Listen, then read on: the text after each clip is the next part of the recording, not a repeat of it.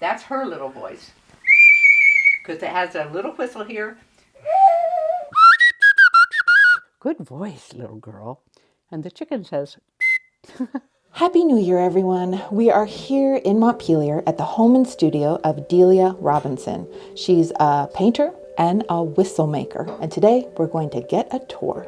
I'm Delia Bell Robinson, and I have lived in Vermont since 1983, I think we came. Loved it. It was a great place to raise the kids.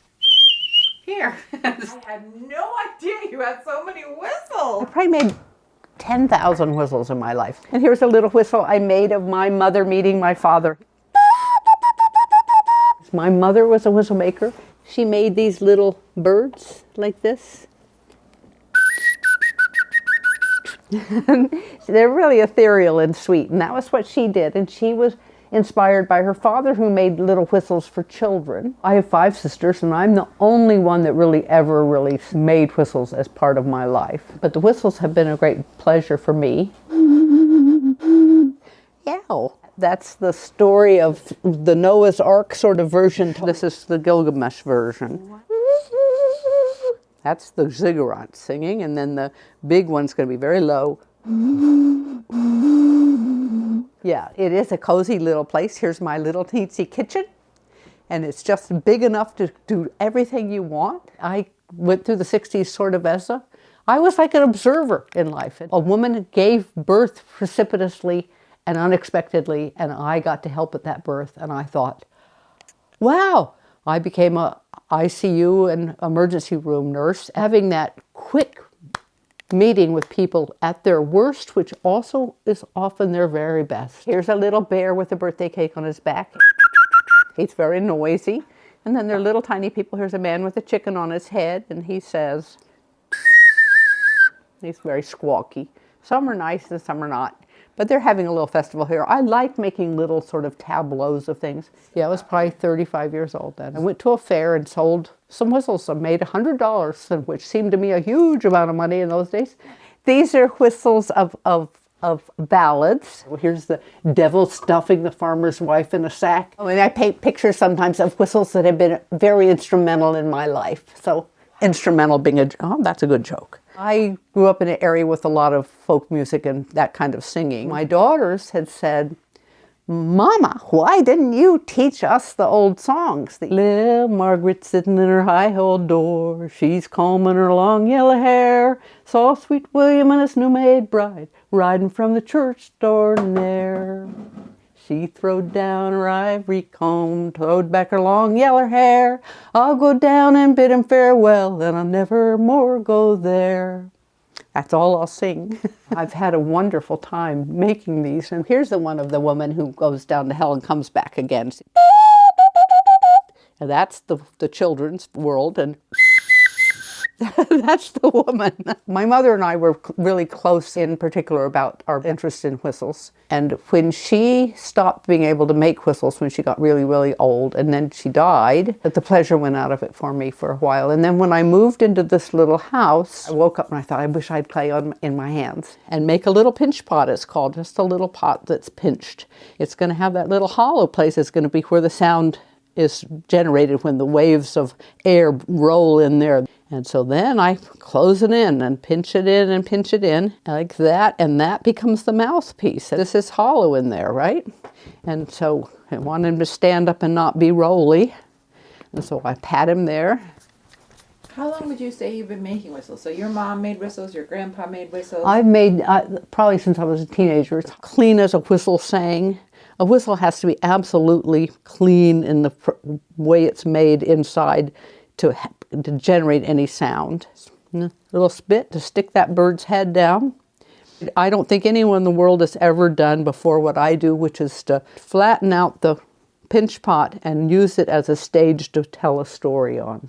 Anything that's got a hollow in it can be made into a whistle. For me, it was discovering that if I made a little bird, it was just a little bird. But if I put a little passenger on his back, I'd entered into the world of narrative. And storytelling fascinates me. I love stories. Then buried in here, where I've not worked for a while, will be a spoon. Very useful tool. I can make a little beak on there. make a place where his eyes are going to sit. Here's another. I usually keep things a tiny bit neater, but not much. I really don't seem to have any tidiness as part of my character. I don't have any domestic arts as part of my character, just whistle making and having fun painting. And if it's not fun, I won't do it. If I want to give him a wing, I can just do that. And now he has a wing. And now I take this little bird and I will make the place where the sound is going to be generated. And I have to stick this in here and pull. And I've gone into that hollow chamber. This hole goes right through into the hollow chamber. Darning needle. These are all domestic things that we used. I met a woman who was a whistle maker, and her father, all her tools were dental instruments. And I said, why?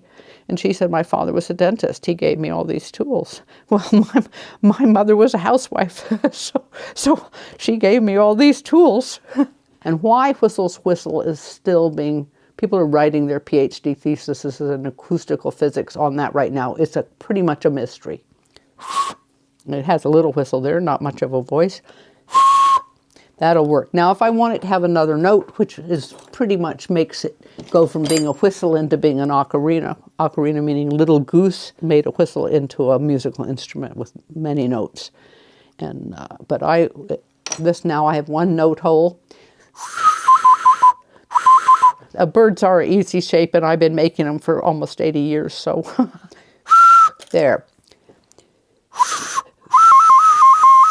For making feathers, my mother would she'd pull a hairpin out of her hair, and because I'm interested now in this little bird, and I might put a little passenger on his back. Maybe he's taking a little frog somewhere. It's been a great happiness for me. I've loved it. I've taught many, many people how to make whistles. It's a dying craft that is one of the oldest crafts in the world. There's nowhere for them to go. They're just back from shows.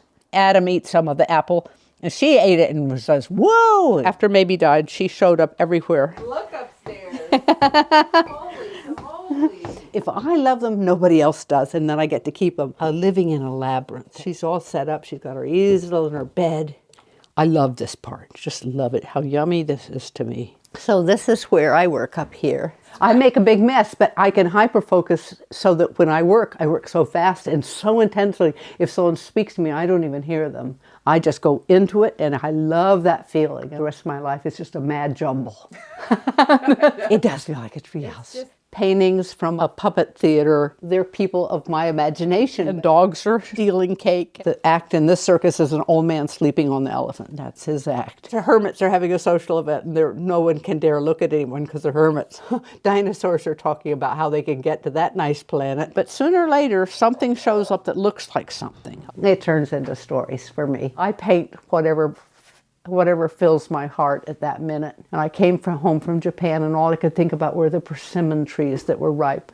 And I had a wonderful dream. I could throw that blue off my fingers. I've been doing some really unfortunate political things. When I worked sometimes in porcelain, I'd make these funny little shoes with bunnies in them. And a dog. Things I worship. Karen Brooks made him for me for my 80th birthday. Being old is the happiest I've ever been, and the most uncomplicated happiness. This place feels like home, and this little house has really cemented that for me. And then here's my cranky theater. I love obsolete things and old things, and whistles are definitely in that category. The word cranky was coined by Peter Schumann and Elke Schumann. I court pretty Polly the whole livelong night. Court pretty Polly the whole livelong night. I left her next morning before it was light. Once I start doing this, it's going to be very hard for me to stop. The perfect way to start out the new year. And we will get stuck in Vermont with you again real soon. We met in 2007 and then got to be friends on Facebook. And so I watched you move on from the farmhouse to this cute little house. And I was like, I want to see that house someday. It's the end. Yeah, the end has to be rolled along.